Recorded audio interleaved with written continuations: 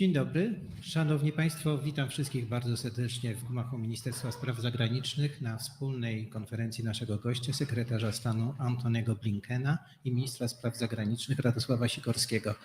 Szanowni Państwo, najpierw poproszę o zabranie głosu gospodarza pana ministra Sikorskiego. Dzień dobry Państwu. Bardzo się cieszę, że mogę gościć w Warszawie w Ministerstwie Spraw Zagranicznych sekretarza stanu USA Antony'ego Blinkena i to w momencie, gdy wraca on z Kijowa, gdzie dzieją się ważne rzeczy i gdzie odbył spotkania z przedstawicielami ukraińskich władz. To najpilniejsza, najważniejsza kwestia w naszych stosunkach dwustronnych. Relacje Polska-Stany Zjednoczone są na najwyższym poziomie intensywności w historii. Tegoroczna dynamika jest imponująca, łączą nas wspólne wartości, interesy i podobne postrzeganie zagrożeń. Wierzę, że nasza współpraca na rzecz wspierania Kijowa będzie kontynuowana do końca tej administracji i przez następną administrację i że przyczyni się do jak najszybszego zakończenia rosyjskiej agresji z uwzględnieniem racji zaatakowanej Ukrainy. Zapewnienie bezpieczeństwa Ukrainie, a więc strategicznemu przedpolu całego Sojuszu Północnoatlantyckiego, pozostaje naszym wspólnym priorytetem i będziemy kontynuowali te wysiłki. Polska pozostaje zwolennikiem zwiększania presji na reżim rosyjski w celu zmuszenia go do zakończenia wojny przeciwko Ukrainie. Od początku staliśmy w awangardzie wysiłków na rzecz pomocy wojskowej i nie tylko. Jako Zachód powinniśmy kontynuować dostarczanie Ukrainie zaawansowanych systemów obrony powietrznej i przeciwrakietowej, a także uważamy znieść ograniczenia na użycie broni dalekiego zasięgu. Jesteśmy przekonani o skuteczności sankcji ekonomicznych, apelując jednocześnie o podjęcie bardziej zdecydowanych działań na rzecz konfiskaty zamrożonych rosyjskich aktywów. O ile wsparcie dla Ukrainy pozostaje jedną z najistotniejszych kwestii w naszych relacjach, o tyle współpraca z Waszyngtonem oczywiście wykracza daleko poza te ramy. Jesteśmy dla siebie kluczowymi partnerami w dziedzinie bezpieczeństwa. Amerykańska obecność wojskowa w naszym kraju, o co zabiegały kolejne rządy, w tym w części o charakterze stałym, istotnie przyczynia się do wzrostu polskiego bezpieczeństwa.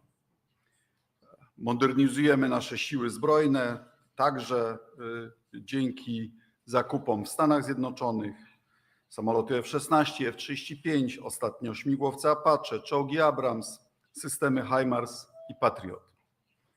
Obok zacieśniającej się współpracy politycznej z Polską, USA stają się coraz istotniejszym partnerem Polski również w innych dziedzinach. Mamy rozkwit relacji gospodarczych, w tym współpracy energetycznej, wymiany handlowej oraz technologicznej. Chciałbym jeszcze raz podziękować Tonymu Blinkowi za dzisiejsze spotkanie, możliwość omówienia najważniejszych kwestii. Dialog będziemy kontynuować w Nowym Jorku na marginesie Zgromadzenia Ogólnego Narodów Zjednoczonych. Szanowni Państwo, a teraz poproszę o kilka słów pana sekretarza Antony'ego Blinkena. Well, thank you very, very much.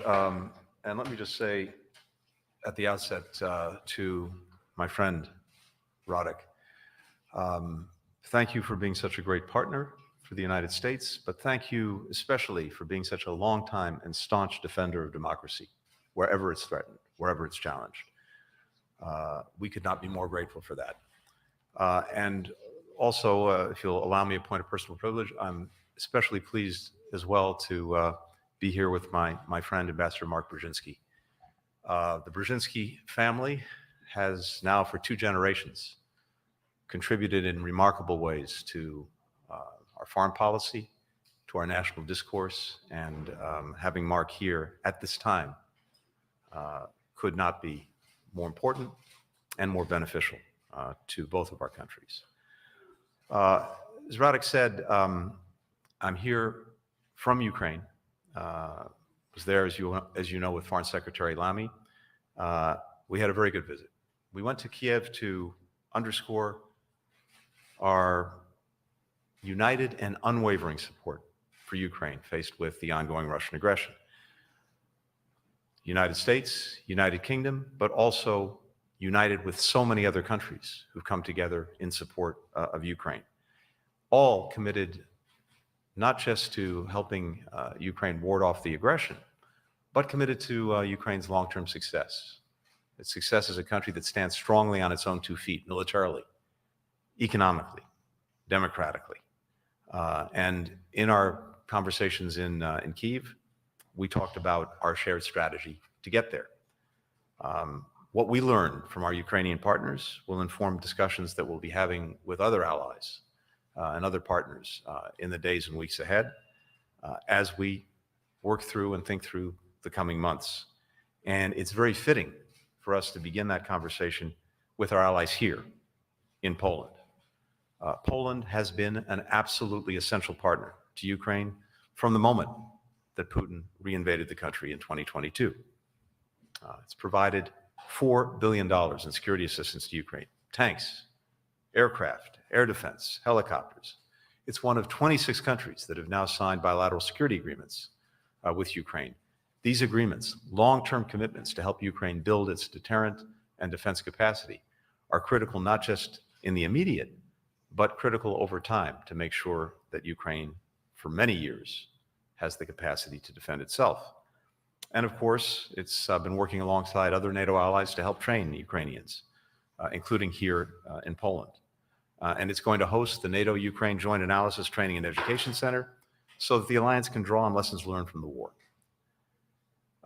As many of you know, and as you see every time we go into Ukraine, it's also the key hub for getting assistance to Ukraine and to the Ukrainian people. More than 80% of all security and humanitarian assistance for Ukraine is flowing through Poland.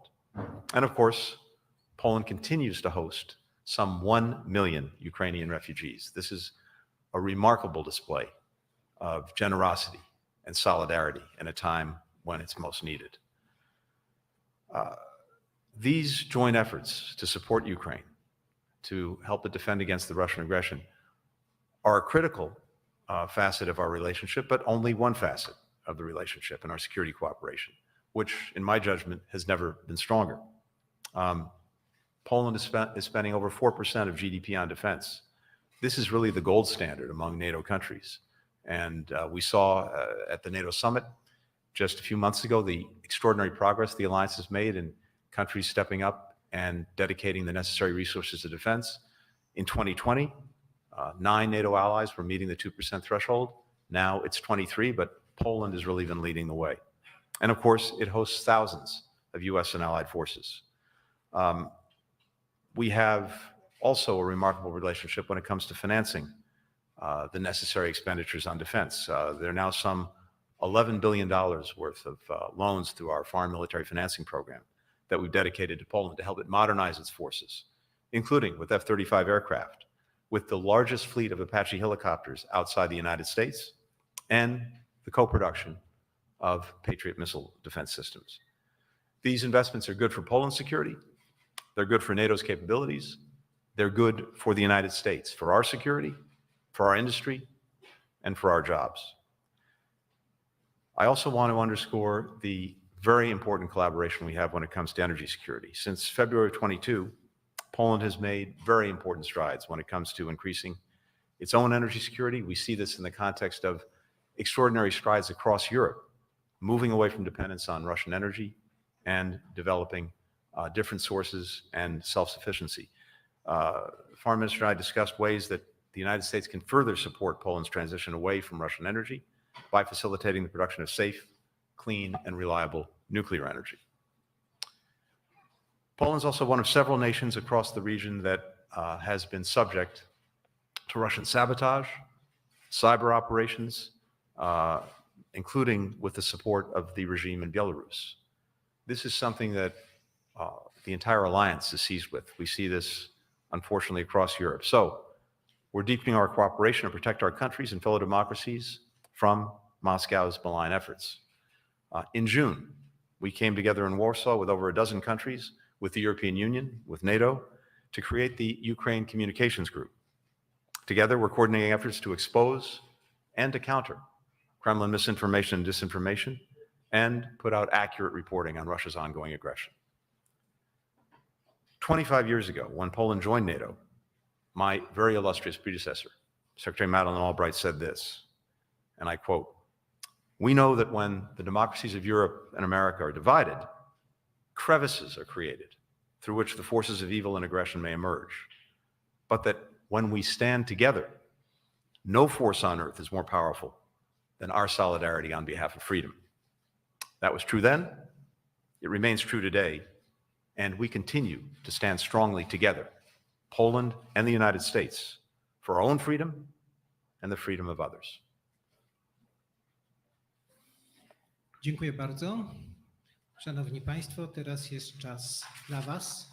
Ze stroną amerykańską ustaliliśmy, że będą po 2 pytania ze strony polskiej i ze strony amerykańskiej. Pierwsze pytanie Polsat News. Katarzyna Pyssa, Polsat News.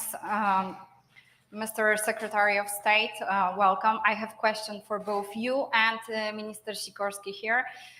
Sir, is there a green light for Ukraine to hit targets deep inside Russia using Western weaponry?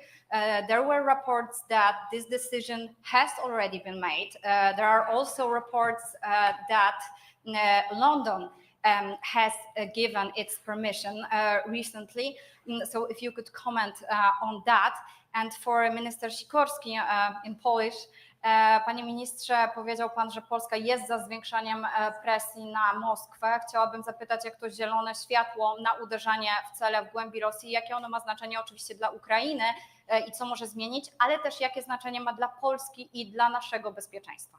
Thank you. Thank you very much. Look, a hallmark of what we've done from day one, in fact, even before day one of the Russian aggression against Ukraine in 2022, was to try to make sure that Ukraine has what it needs when it needs it to deal with that aggression. And as what Russia is doing has changed, as the battlefield has changed, we've adapted. And as you've seen through the provision of some of the most sophisticated weapon systems we've had, through the extraordinary provision of military assistance overall, more than $100 billion from the United States, the sharing of intelligence, and many other things, at every step along the way, as necessary, we've adapted and we've adjusted. And one of the purposes of my visit to Kyiv yesterday was to hear from our Ukrainian partners what they believe they need now to deal with the current battlefield, including in eastern Ukraine and other parts of the country.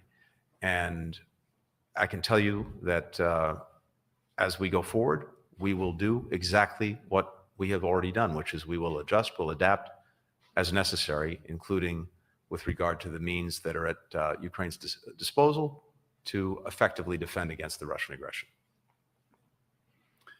Rosja popełnia zbrodnie wojenne, atakując cele cywilne, budynki mieszkalne, szpitale, przede wszystkim zdolności do wytwarzania ciepła i elektryczności, a zima nadchodzi. Rakiety, które uderzają w te cywilne cele, są wystrzeliwane z bombowców z nad terytorium Rosji, a te bombowce startują z lotnisk na terenie Rosji. Ofiara agresji ma prawo się bronić, ma prawo zwalczać środki napadu powietrznego, które w nią uderzają.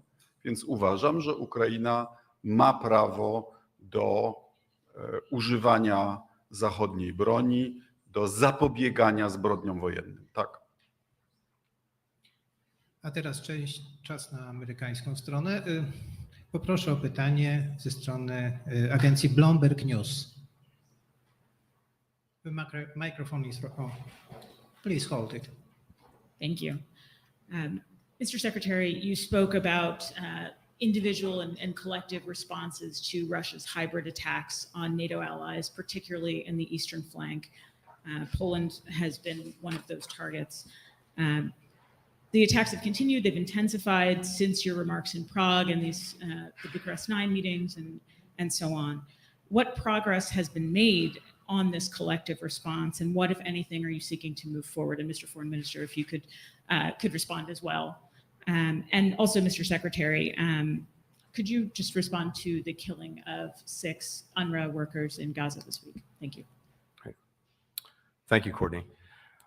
With regard to the hybrid attacks, exactly as you've said, this is something that we've brought to allies and partners, including at the most recent NATO summit in Washington. And the alliance as a whole is seized with this, because what we're seeing are attacks in a number of different countries by different means. And while countries in the past might have seen these as one-off events, I think it's now clear to everyone that this is part of a deliberate strategy that Russia's engaged in. And what I can tell you is this: we are closely collaborating between ourselves, among different allies and partners, on, among other things, sharing the necessary information and taking steps to impose consequences on Russia for these attacks. You see that, among other ways, in not only the extraordinary sanctions that have been imposed on Russia, but further efforts to, as necessary, increase those, strengthen those, and make sure that they're imposing a consequence. I think it's critical, though, that there's a recognition, and I know that's felt acutely here in Poland, that the alliance that we're both part of, and that so many countries in Europe are a part of, is also the most important guarantor of the safety and security of Europeans and Americans. And so, as an alliance, we're also looking at what's happening, and we'll draw the necessary conclusions from that, and as appropriate consequences. With regard to the attack, look, the first thing that's usually important to underscore is the essential, vital, imperative work of humanitarians in Gaza, and for that matter, around the world. And it's essential that those activities be protected and indeed be facilitated. We need to see humanitarian sites protected. And that's something that we continue to raise with Israel. At the same time, we continue to see Hamas hiding in, taking over, and otherwise using these sites from which to conduct its operations and to pose an ongoing threat. And that, of course, has to stop, because those actions are endangering civilians. I think it also underscores, once again, the urgency of reaching a ceasefire, because that's the best way of ensuring that we have a genuinely protected space throughout Gaza, a space in which the humanitarians can not only continue to do their work, but massively increase it to the benefit of people who desperately need it, the children, the women, and men of Gaza. Some people think that hybrid warfare is mainly in the domain of information or making nuisances of themselves in cybersphere. But I'd like you to focus on the fact that hybrid warfare has its kinetic elements. As I was telling Tony, Polish airspace is regularly breached by Russian drones and missiles. Last year, a Russian cruise missile traveled through 2/3 of Poland and landed 10 kilometers from my house. Sooner or later, people will be hurt. It's also terrorist sabotage activities. Some, but not all, we are able to prevent, thanks to good collaboration of our intelligence services. And it's also a kinetic assault in collaboration with the Belarusian regime on Poland's eastern border. Migrants that have been on purpose brought to Russia are then pushed across the EU border. One of our soldiers was actually killed defending the border of NATO, EU, and the Schengen zone from these groups armed with sticks and knives and whatnot.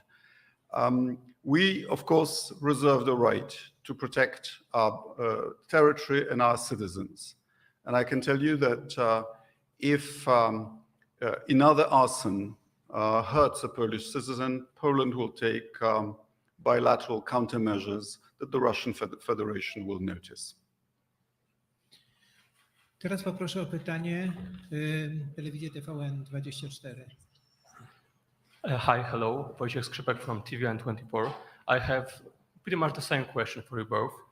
So what's the situation on the front line in Ukraine? And do you believe that Ukraine can still win this war? Thank you. Can Ukraine still win? Yes. In fact, we're determined to see Ukraine win this war. And look, as we look at what's happened over the last more than 2 years since the Russian aggression or re-aggression, since this really started in 2014, time and again, we've seen Ukrainian success against the odds. Kyiv, Kharkiv, Kherson, the pushing back of the Russian fleet from the Black Sea, even though Ukraine has no fleet of its own. What's happening now in Kursk? Time and again, the Ukrainian people, supported by an extraordinary coalition of more than 50 countries, have demonstrated that they have the will and, if we sustain it, and we will, the capacity to succeed. So I have no doubt about that. And in fact, if you look at what Putin was trying to accomplish, he's already failed, because we know, and just take him at his own word, don't take it from me, his entire purpose was to erase Ukraine from the map, to eliminate its existence as an independent sovereign country, to subsume it into Russia for purposes of recreating a Russian empire. That has failed and cannot succeed. But it's imperative that we continue to support Ukraine so that it can continue to ward off the aggression taking place against it. And as I said earlier, not just that, but continue to build a strong, independent country, increasingly integrated with the institutions of the Euro-Atlantic community, including the European Union and NATO, able to stand on its own feet, militarily, economically, democratically. That's the trajectory it's on. That is success for Ukraine, and that is the most powerful rebuke to everything that Putin has been trying to do. I agree with Tony's every word. I said it at the UN Security Council and now repeated. Russia has lost plenty of aggressive wars she has waged. Russia lost the Crimean War, Russia lost the Russo-Japanese War, Russia was knocked out of World War I, Russia lost the invasion of Poland in 1920, Russia lost the invasion of Afghanistan, which I watched myself, and Russia lost the first Chechen War, and Russia lost the Cold War. The good news is that every time Russia loses a war, there are reforms. So Russia should lose this war for the sake of Ukraine, for the sake of taboos established after the Second World War, for the sake of guarantees that Russia herself also gave to Ukraine, but also for the sake of the future of Russia. Szanowni Państwo, ostatnie pytanie idzie do CBS Agency. Dziękuję bardzo. Thank you very much. Olivia Gazis with CBS News. As one quick follow-up to my colleague's question, the first question from Polsat, Mr. Secretary, and understanding a decision may or may not have been made on whether to allow Ukraine to use long-range weapons inside of Russia. Would such a capability be accompanied by enhanced intelligence sharing with the US and Ukrainians in order to identify relevant targets in Russia? And then my question for you, Mr. Secretary, is that the Polish government and Minister Sikorski in particular have been calling for Poland's ability to shoot down missiles over Ukraine heading towards Poland, not only to aid Ukraine's air defenses in the West, but also to assert Poland's ability to self-defend. So especially given your own observations this week about the delivery of Iranian ballistic missiles now enhancing Russia's capability and flexibility in striking more deeply into Ukraine, do you oppose this Polish proposal? And if so, why? Panie ministrze, zachęcam pana też o komentarze to drugie pytanie i mam drugie, zapytam go po angielsku. Ukraine has threatened to sever relations with Iran upon these revelations, again, that ballistic missiles have been delivered to Russia for use in Ukraine. Would Poland consider also taking such a diplomatic step? Or if not, what other costs are you willing to impose on the Iranian regime? Thank you. Olivia, thank you. And thank you also for the eloquent demonstration of your Polish. So I can only, in this moment, repeat what I've already said. We had good and extensive discussions with our Ukrainian colleagues yesterday about how they see the battlefield, what their needs are, and as I've said, we will always continue to take that into account, and as necessary, we'll adapt, we'll adjust in terms of what we're doing, what we're providing, both the United States individually, but also the collection of countries that has been supporting Ukraine. And you'll understand that I'm not going to get into operational details in a public setting, but I can again assure that we will adapt, we will adjust, and make sure that Ukraine has what it needs when it needs it to deal with this Russian aggression. When it comes to these violations that we've seen of Polish airspace and sovereignty and other allies and partners, first, most important, we of course stand by Poland's right to defend itself, just as we stand by the right of any of our allies to defend themselves. And we have an ironclad commitment to NATO, to Article 5. President Biden, when he was here in Poland, said that the United States is committed to defending every square inch of NATO territory, whether that's in Poland or among any other allies. This is an issue that we are discussing among NATO allies because it has implications for the alliance as a whole. But of course, Russia needs to stop these reckless attacks, the attacks on Ukraine, but also attacks that may implicate other countries, including Ukraine's neighbors. The issue of Russian missiles and drones crossing NATO territory will not go away. These missiles and drones, Russia launches hundreds of them. A significant proportion of them they lose control over. We've just had a drone land in Latvia. We've had incidents with Romania. And there are reports of the Belarusians shooting down drones before they cross into NATO territory. And remember that there are nuclear power stations on the territory of Ukraine. If the Russians lose control of one of these things and one of those power stations get damaged, you will all be asking us why we hadn't done anything about it before. All of Europe might have a problem. So I believe we should do something about it preemptively. As regards Iran, I'm disappointed because we have a new president of Iran. He's supposedly not as aggressive as the previous butcher of Tehran. But the policy of sending missiles and drones to use against Ukraine and also using similar equipment against Israel seems to be continuing. The trouble for Poland is that Iran is already under such severe sanctions that there is not that much more that we can do.